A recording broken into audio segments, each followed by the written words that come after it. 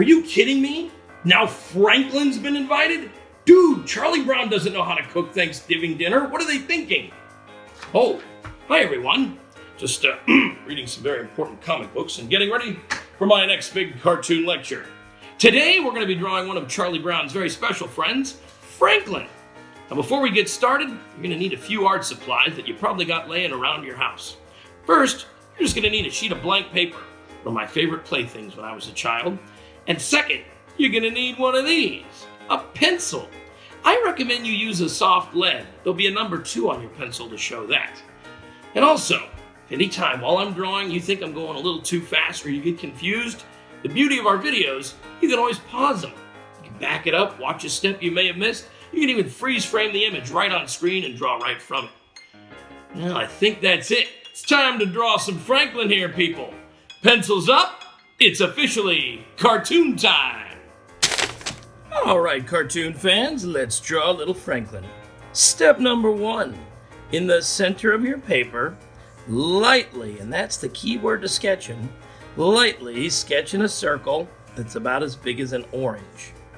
There we go. Lower him down just a little bit here. I'm going to draw some hair in a moment. Now the whole trick here is that you're not writing a letter O.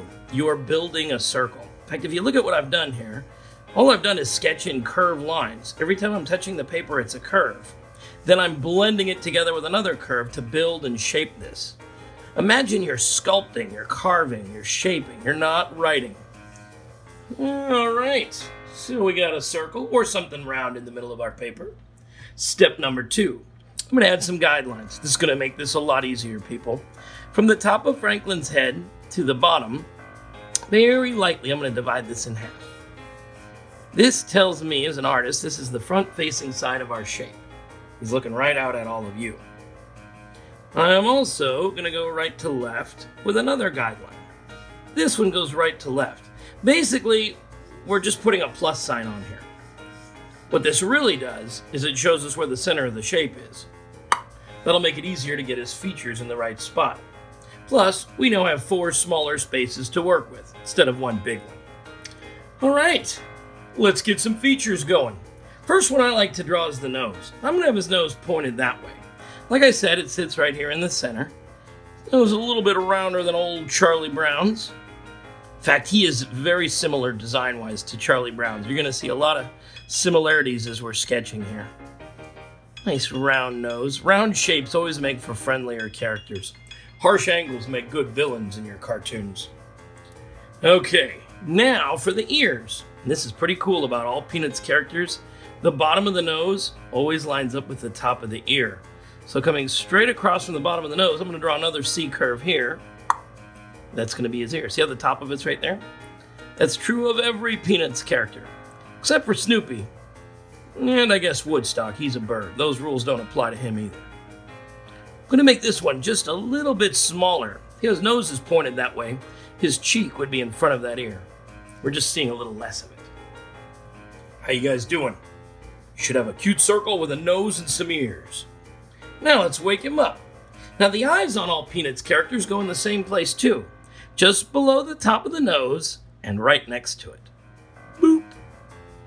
Boop. The real trick here, gang, keep these close to the nose. If they get above it or start drifting out, your character's going to start looking a little more grown up. Now his eyes are little itty bitty circles. The best way to think of this, treat it as another shape. It's not just a dot. This will give you a little more control over it. And when you got it the way you like it, I'm really pushing down with my pencil here. Color this in dark.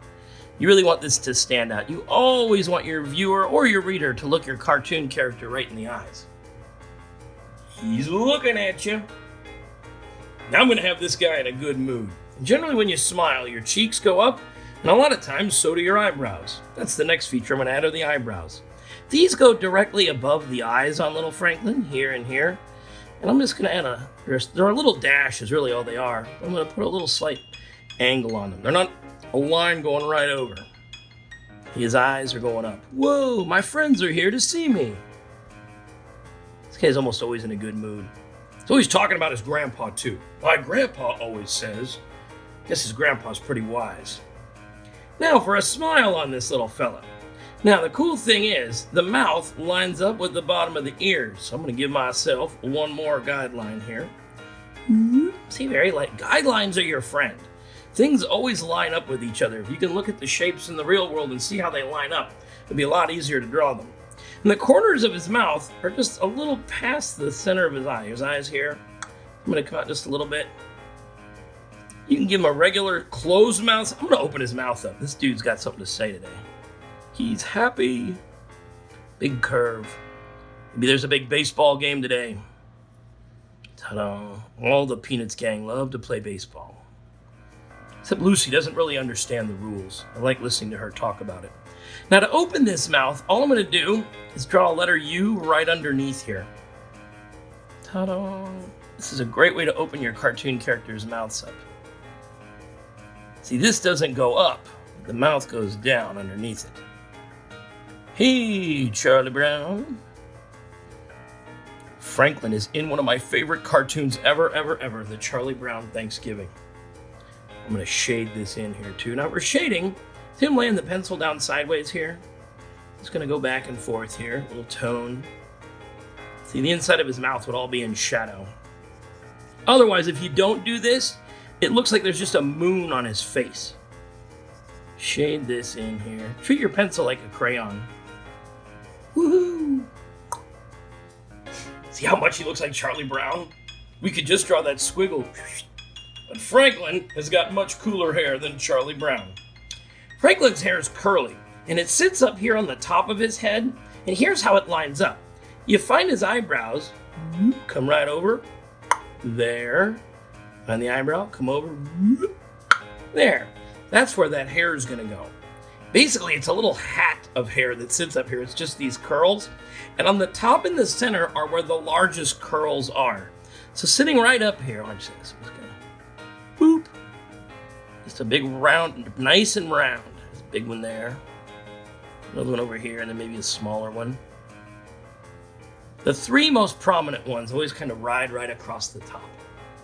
Bumpity, bumpity, bumpities. Then I'm going to go over some smaller ones on the sides of that. You can have them overlap each other a little bit. I'm going to cover that one up with another one here. Bring them down a little bit. Here we go. Now for the inside of the hair, I'm going to make bumpies too. So you just follow the curve of the circle here. See, this is sitting on top of this. Rocking the curls. Here we go. Now, to fill in this texture here, remember when we drew Sally, if you drew Sally with us, we draw little curly swoops to fill this in. I'm going to do the same thing here in Franklin's hair, but I'm going to do it a little closer together. Just check this out. Pencil hurricane. Loopy, loopy, loopy. The closer you make these, you see, the darker it'll get. If you get a little bit of a darker tone in the loops here, it'll look like there's a highlight of the light shining on the top of his head. You can play with this little technique. Charles Schulz would do this with a pen as he filled this in. All of his work was pen and ink, and he was a master of it. I love the squiggly lines that he drew these characters with. Even the doghouse in the buildings had a squiggle to the line. A lot of personality in the Peanuts comic strip. Yeah, we're starting to look less like Charlie Brown. You guys having fun? All right. Now I'm just going to darken in the old circle down here, starting right on the edge of the hair. And again, the thing to think of, I'm not writing one line. I'm just going over I'm still sculpting and shaping this. This is a bit of a finishing line. It's not the beginning one we started with, but I'm not writing one definite line. There we go. Charlie Brown first met Franklin on a beach. Charlie Brown was building this really lousy sandcastle, and Franklin came along and helped him. There we go. Darken that in too. Now, to make this a little more portrait-like, I'm going to add his collar underneath here. I love doing that when I draw my Peanuts characters. Right below the nose, and this is just as wide as the nose is, I draw these two straight lines here. All the Peanuts characters have a skinny little neck. Let's move you up a little bit there. They have a skinny little neck and a little triangle-shaped body with these potato feet. So that's his neck. And underneath here, I'm going to close this with a curve. He wears a shirt with a collar, and it's a rounded collar. And I'm going to copy this line again just below it.